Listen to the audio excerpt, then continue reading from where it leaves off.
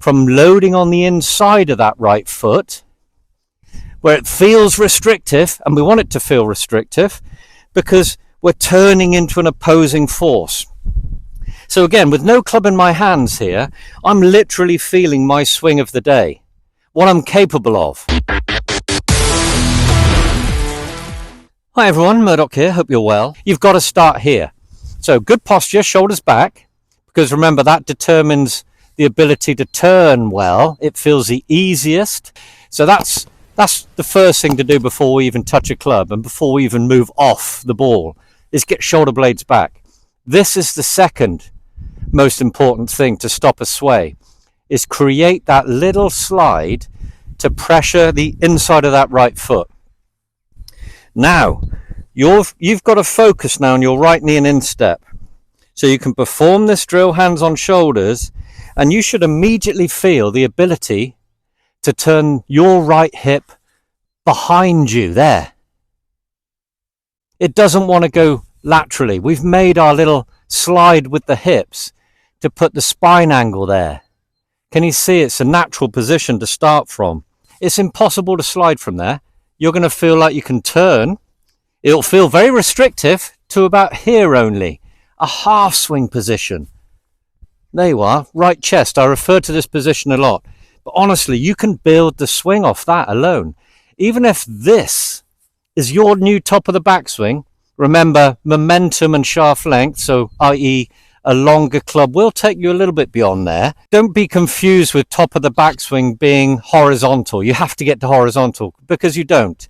The top of the backswing is merely where you reach your maximum as an individual. So think about that for a second. So as we get older, we're always going to be shorter, but I want you to be a good shorter. Perfect. Remember, when you get to here, chest high, perfectly, every club from, say, 7-iron, 8-iron downwards towards wedges, you're in a lovely backswing position.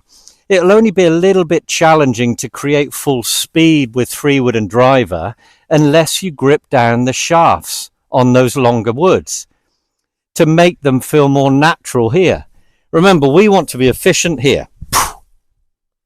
Through impact, in our angles, turning best we can, having transferred the weight beautifully from loading on the inside of that right foot, where it feels restrictive, and we want it to feel restrictive because we're turning into an opposing force.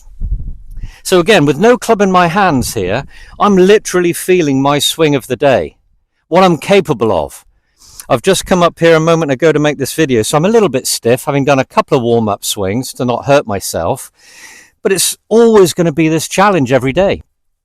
So I'm feeling that restriction, but I'm noticing, without the distraction of holding a club here, let alone swinging it and hitting a ball, a specific point of reference now that becomes my blueprint, my feeling, my goal.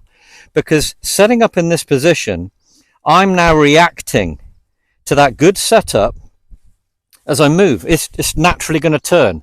I'm just now understanding that my new top of the backswing will be here and not there. Not a loose one up here that feels so random. It's different each time. We're lateral, we're moving off our center. Remember, the ball's here, not moving. So we've got to stabilize the swing in order to stabilize a consistent impact dynamic. Make sure your stance isn't too wide. Again, that's relative to how tall you are and how flexible you are and the club you're using. A base start is shoulder width, but be mindful of how you stand. You know, you might have feet 10 to 2. So you've got to turn in that right foot a bit in order to feel the load point as you make that little adjustment there. Then you can see, as you're aware of pressure building on right knee and instep as you turn, immediately your right hip wants to turn. It's impossible for it not to. You won't slide, I promise. Then you can see how you'll be restricting your backswing in a more powerful turn. It's shorter, but more efficient and more powerful. Easier for you to repeat it through impact. Right here. A turn creates a turn, but you need to understand how your limitations affect your through impact turning into your follow through.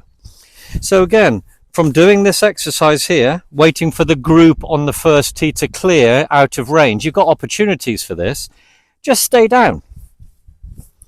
And then you know you're past impact. That's why I like my saying, commit to the strike. Because we want to hit it well before we worry about where it goes. So again, a turn creates a turn. Here we are. Then we can ease the back. Come on up. Thumbs up if you enjoyed the video. Subscribe if you haven't already. Comments are welcome down below. Thanks again. See you soon. Take care.